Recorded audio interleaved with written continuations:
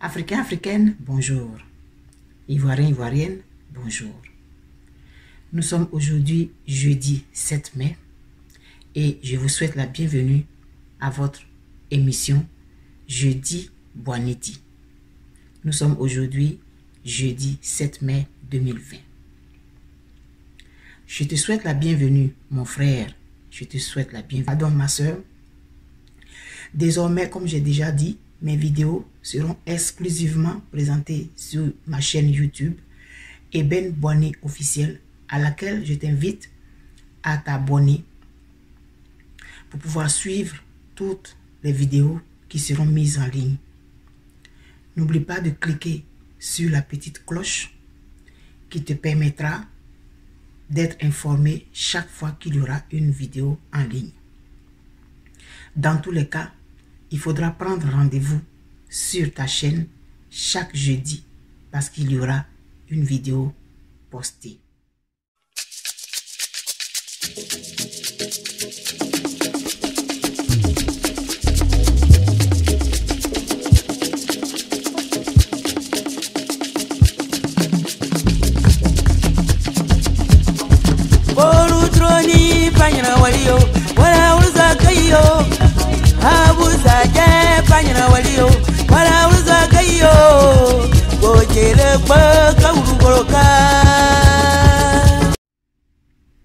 Aujourd'hui, c'est la première émission que je fais sur cette chaîne-là de façon officielle et j'aimerais partager une expérience que j'ai vécue.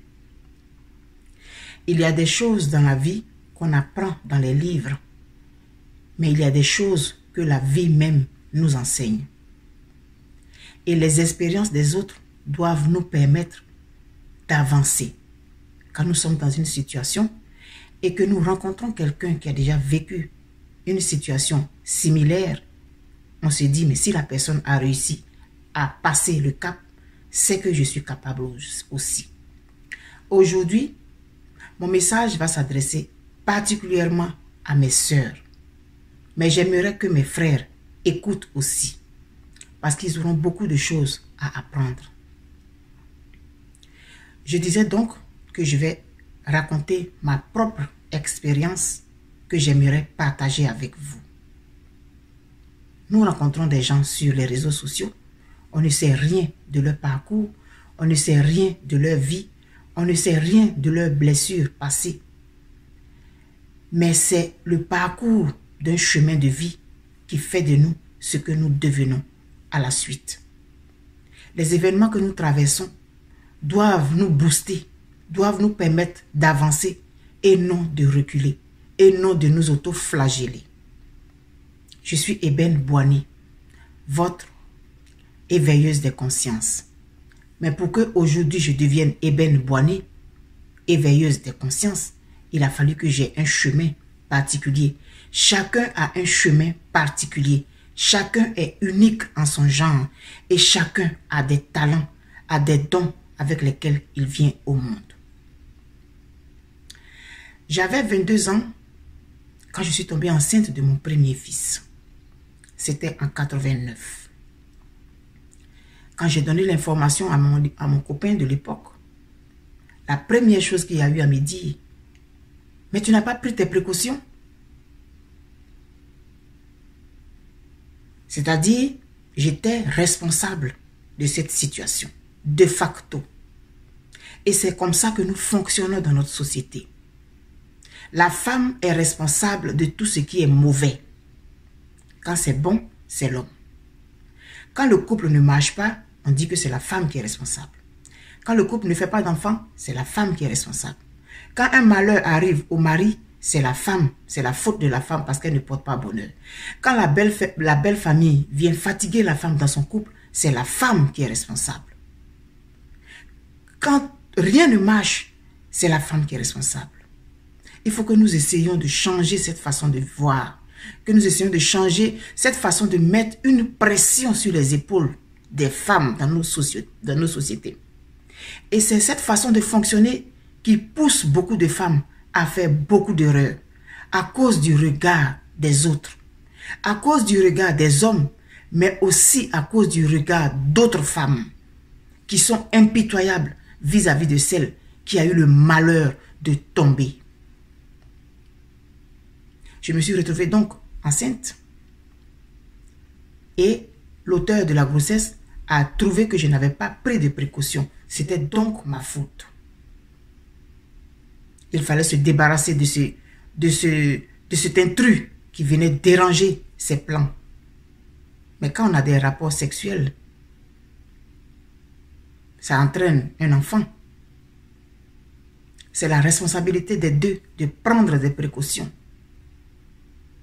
Mais c'était ma faute. Parce qu'à 22 ans, je n'étais pas capable de comprendre qu'il fallait que je prenne des précautions pour ne pas tomber enceinte. Alors j'ai dit non, que je n'allais pas faire un avortement. D'abord, j'avais peur. J'ai une amie d'enfance qui est décédée quand on était plus jeune. On avait dans les 16-17 ans, là, elle était tombée enceinte. Et elle a appris des choses là. Et puis elle est morte à la suite de cet avortement. Donc ça m'avait traumatisé. Ensuite, comme j'étais tout de suite coupable, responsable de ce qui arrivait, alors il fallait que je prenne mes responsabilités. Je n'avais qu'à prendre mes précautions pour ne pas que cet enfant vienne. Alors si cet enfant venait de par mon fait, alors dans ces conditions, j'allais le mettre au monde. Et donc j'ai décidé que je n'allais pas faire d'avortement. Je n'avais aucune situation. Je n'avais aucun avenir. J'avais échoué au BPC. Ça n'avait pas marché, donc j'étais... C'est fini, parce que toi, on t'a mis à l'école, tu n'avais qu'à étudier, et puis voilà, et puis voilà. Ça a été un parcours du combattant. Mettre un enfant au monde dans nos sociétés qu'on connaît, sans situation.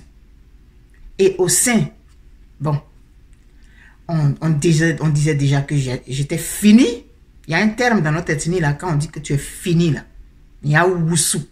Ça dit que tu es fini. J'étais Wusu. Parce que celui qui m'a enceinte n'allait pas m'épouser. Parce que je n'avais aucune situation. Donc mon avenir était fermé. J'ai mis mon enfant au monde. Avec tout ce que cela peut comporter comme humiliation, comme frustration, comme larmes, comme pleurs, comme regret. Regret pas parce que j'avais décidé de garder la grossesse, mais regret parce que je n'allais pas donner les conditions idoines à mon enfant pour pouvoir évoluer dans cette société très méchante. Et à un moment donné, j'ai commencé à vendre pour un monsieur dans le quartier qui vendait des produits d'entretien ménager. Donc je sortais de la maison, je partais avec les bouteilles, je les vendais. Et sur chaque bouteille, j'avais un montant.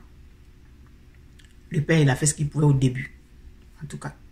Et je ne pouvais pas le blâmer parce que c'était ma faute. Et j'étais convaincu que c'était ma faute parce que partout, on me le reprochait.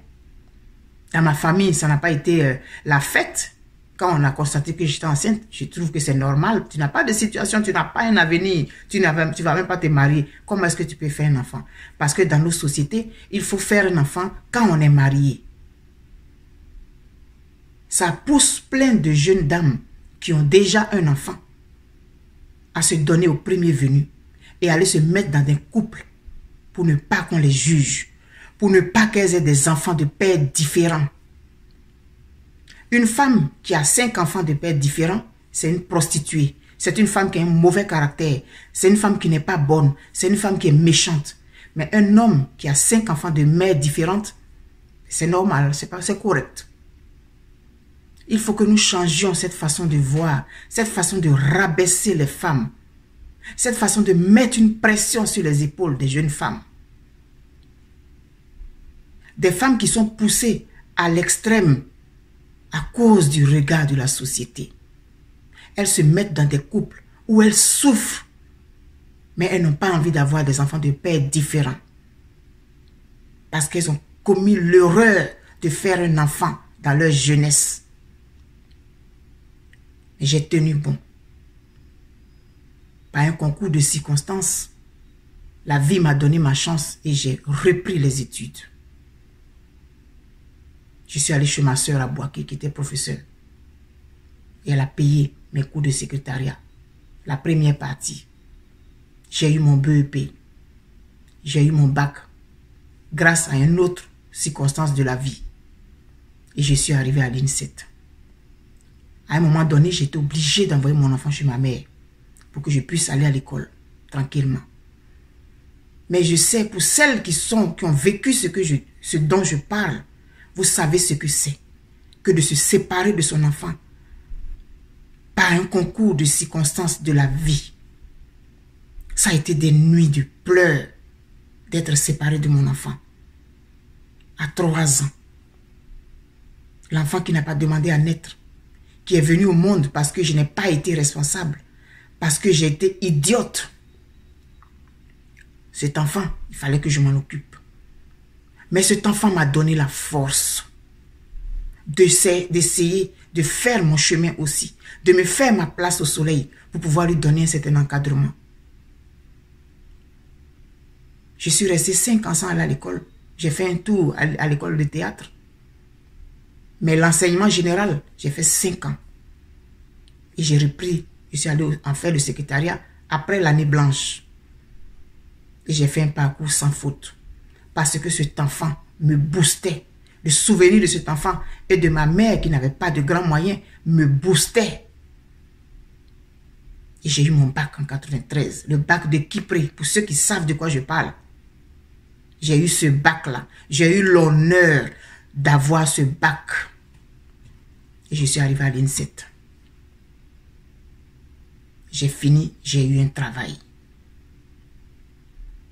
Et pendant que certaines personnes me demandaient de traduire le père de l'enfant en justice parce qu'il ne s'en occupait pas ici et ça, j'avais dit non. J'avais connu de bons moments avec ce monsieur. C'était ma faute si j'étais tombée enceinte. Il n'avait pas dit qu'il voulait un enfant. Alors j'ai refusé de le traduire en justice. Mais c'est cet homme qui m'a aidé à avoir mon travail.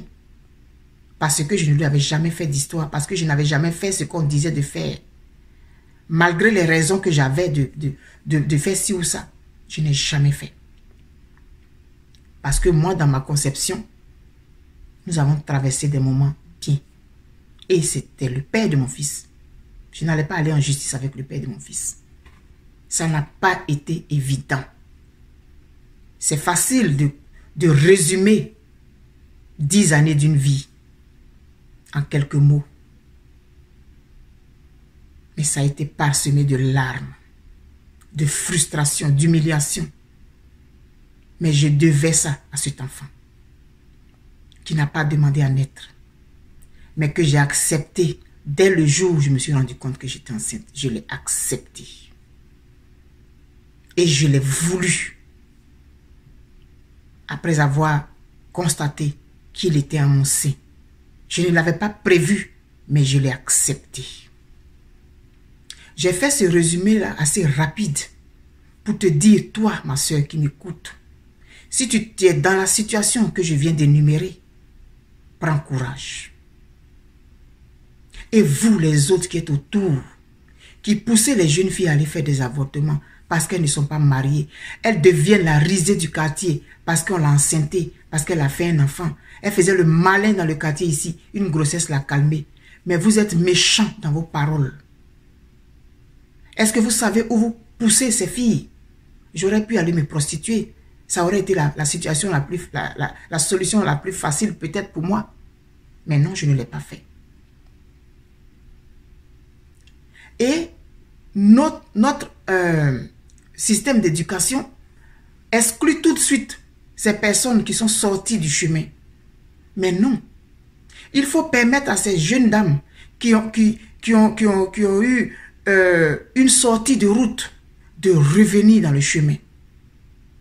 Moi, j'ai eu la chance de pouvoir reprendre les études. Mais plusieurs parmi nous n'ont plus cette chance. Pourtant, c'est des personnes assez brillantes, mais à qui la société ne donne pas une seconde chance. Le système éducatif devrait pouvoir récupérer ces jeunes dames brillantes qui ont donné un enfant à la société. Mais on fixe les limites d'âge pour aller à l'école. Et on pousse les gens à aller faire des choses pour pouvoir être dans le circuit. C'est notre système qui est responsable de ça. On peut par exemple permettre à une personne qui est sortie du système revenir quitte à ne pas lui donner une bourse, mais lui permettre de poursuivre ses études si elle veut, même si elle a 45 ans, même si elle a 50 ans, qu'on lui donne la possibilité d'aller à l'école. Qu'elle ne bénéficie pas de certains avantages que ceux qui sont plus jeunes qu'elle ont, d'accord, mais qu'on ne la sorte pas complètement du système. Et on se plaint après que des filles se prostituent, c'est la facilité. Peut-être, mais chacun, tout le monde n'a pas le même caractère. Je suis Eben Boigny aujourd'hui, votre éveilleuse de conscience, à cause du parcours que j'ai eu. Je me suis mariée après, j'ai fait 3 autres enfants. Ça n'a pas été évident. Alors toi qui es dans la situation, qui pleure jour et nuit, écoute ce que je te dis. Regarde-moi aujourd'hui. Si tu m'admires, j'ai un passé. Je ne suis pas tombée du ciel comme ça tout de suite là. Et ce passé-là, je n'en ai pas honte. Je me suis mariée alors que j'avais déjà un enfant. Je n'en ai pas honte du tout. Parce que j'avais la possibilité de faire un avortement que j'ai refusé.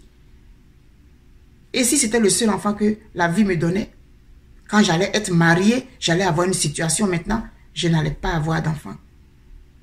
Est-ce que c'est ce que la société veut? Si une jeune dame se retrouve enceinte, il faut que la société l'accompagne.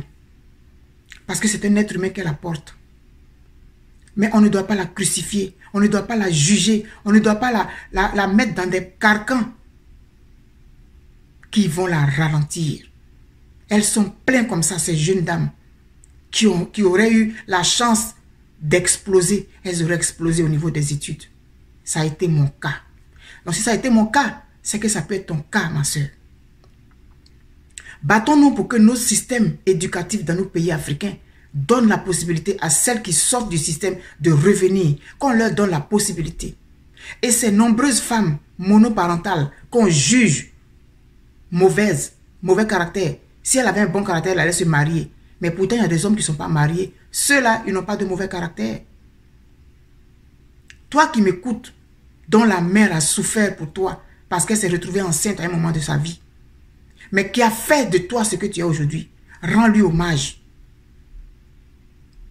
Je ne te jugerai pas parce que je suis passée par là. Toi, ma soeur, toi, ma fille qui m'écoute aujourd'hui. Si moi, j'ai pu y arriver, c'est que tu peux y arriver. Mais il faut que la société, vous les hommes, arrêtez de juger les femmes, de les rabaisser parce qu'elles ont fait un enfant avant de se marier. Il y en a qui disent, je ne me marierai jamais avec une femme qui a fait déjà un enfant. Mais toi, peut-être que ta mère t'a fait comme ça dans ces conditions. Et c'est toi qui vas juger une autre. Quand un malheur arrive dans un couple, c'est parce que ça devait arriver. Ce n'est pas parce que la femme porte malheur. Et quand ça arrive à la femme, est-ce que c'est l'homme qui lui porte malheur? Revoyons ensemble nos façons de faire dans nos sociétés. Changeons nos mentalités. Changeons notre regard vis-à-vis des femmes. Parce que ce sont elles qui portent l'humanité. Mais pour qu'elles puissent porter correctement l'humanité, il faut qu'elles puissent avoir l'homme à côté pour la soutenir. L'homme, c'est-à-dire la société en entier.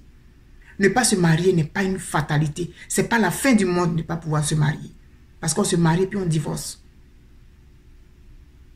Alors vraiment, cette première vidéo que je fais aujourd'hui sur ma chaîne YouTube Eben Boigny officielle, à laquelle je t'invite encore à t'abonner et à cliquer sur la petite cloche pour pouvoir avoir les notifications chaque fois qu'il y aura une vidéo.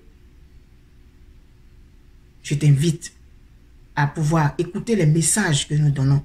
Et à travers tes critiques, à travers tes commentaires, je peux avoir d'autres idées. Si tu as une idée de vidéo, tu peux me la donner pour que je puisse faire une interprétation et puis faire des vidéos pour que nous tous, nous puissions en profiter. Parce que l'Afrique est en train de se réveiller. Nous avons besoin de changer beaucoup de choses dans nos façons de faire, dans nos façons de voir, pour qu'ensemble, nous puissions arriver là où nous devons arriver. Alors, c'était Eben Boigny, votre éveilleuse des consciences. Aujourd'hui, c'était jeudi Boigny. Aujourd'hui, nous étions le jeudi 7 mai et je te donne rendez-vous le jeudi prochain pour un autre jeudi Boigny, pour une autre présentation de Eben Boigny, ton éveilleuse de conscience. Alors, on se dit à la semaine prochaine. je t'aime très fort. C'est ensemble que nous allons y arriver. C'est ensemble, quand nous allons dénoncer les tares qui minent notre société, que nous allons pouvoir faire d'elle ce que nous voulons qu'elle soit. Alors je te dis, bye bye, je t'aime très fort et à bientôt.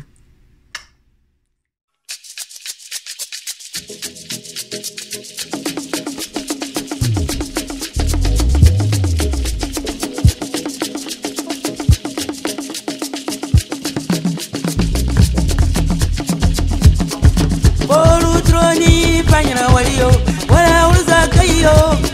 Abuza je panyana walio, wala uza kayo. Go jele